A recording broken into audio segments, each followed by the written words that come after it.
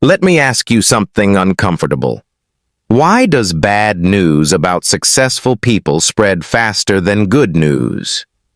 Why do people secretly smile when a celebrity gets exposed? When a rich person loses everything? When someone who had it all finally collapses? You'll never admit it out loud. But somewhere inside you, there's a quiet satisfaction. And before you defend yourself, this isn't about evil people. It's about human nature. Because enjoying someone's downfall doesn't mean you're cruel. It means your brain is doing exactly what it evolved to do. And once you understand why, you'll never look at people the same way again. This video is not about judging others. It's about exposing something most people refuse to face in themselves. If you think, I'm not like that, this video is for you. Because the people who deny it the hardest are usually the ones most affected by it. Welcome to Hidden Manipulators. Section 1. Schadenfreude. The psychology with a name. Psychology already has a word for this. Schadenfreude. Pleasure derived from another person's misfortune. And no, it's not rare. It's not pathological. It's universal. Studies show people experience stronger schadenfreude when the person was successful, the person was admired, the person was envied, the person felt above others. Your brain isn't reacting to their pain.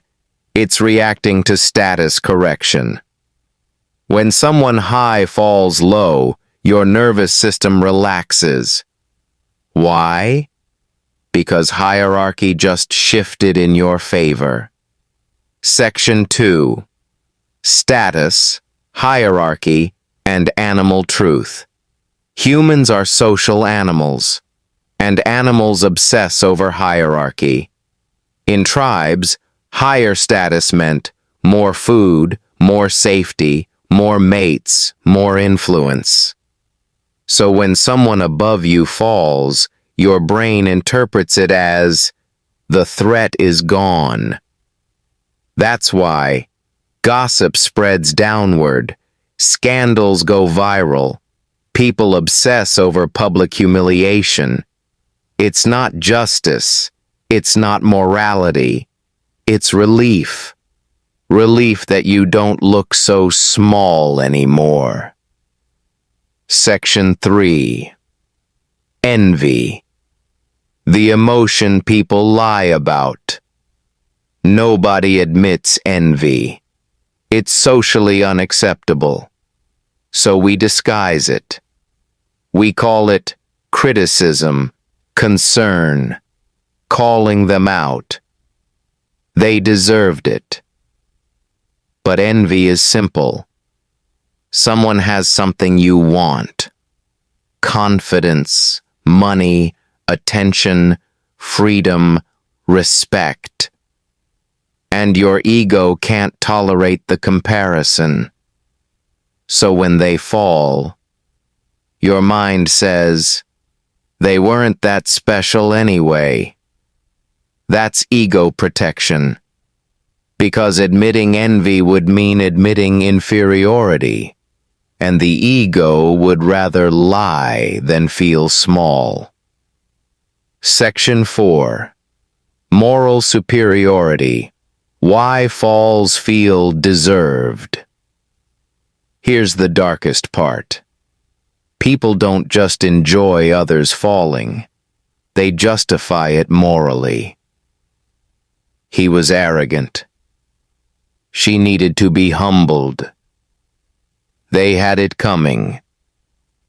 This is called moral licensing. Your brain reframes cruelty as righteousness. It allows you to feel good while watching someone suffer. That's why cancel culture feels addictive. That's why public shaming feels satisfying. You're not watching destruction. You're watching your ego feel clean. Section 5.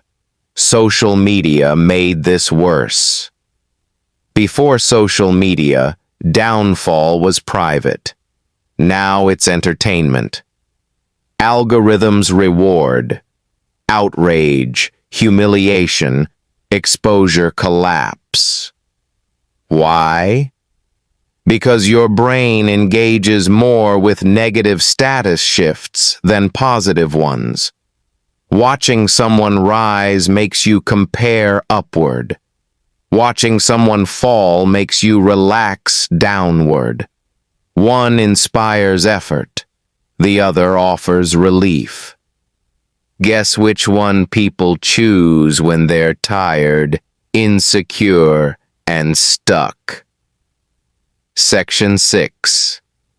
Real-life examples. The office coworker who messes up. Suddenly everyone talks. The influencer exposed. Comments flood with celebration. The rich person bankrupt. People say, "See, money doesn't matter." The confident friend fails. Suddenly people feel calmer. Not because they hate them, but because their own inadequacy hurts less. This is brutal, but true. Other people's failures temporarily numb your own. Section 7. The shadow side. Jungian psychology. Carl Jung called this the shadow, the part of you that contains resentment, aggression, jealousy, superiority, cruelty. You suppress it to be good. But suppressed emotions don't disappear. They leak. They come out as gossip, passive enjoyment, silent celebration, I told you so energy. Watching others fall lets the shadow breathe, without you taking responsibility for it. That's why it feels good. And that's why it's dangerous. Section 8. Why this matters to you. Here's the twist most videos won't tell you. If you enjoy watching others fall, it means part of you has given up on rising. Because people who are building something don't need others to collapse. They're too busy climbing. Schadenfreude is a symptom, not the disease. The disease is powerlessness. And the moment you stop needing others to fail is the moment you reclaim control over your own life. Ending. The most disturbing truth isn't that people enjoy watching others fall. It's that they don't realize why. They think it's justice. They think it's truth. They think it's entertainment. But deep down, it's relief. It's envy. It's ego survival. And once you see it, you can't unsee it. Because the next time someone falls, you'll feel it. And you'll have to decide, do you stay small and satisfied? Or do you rise so high that other people's failures no longer matter? That choice is where real power begins.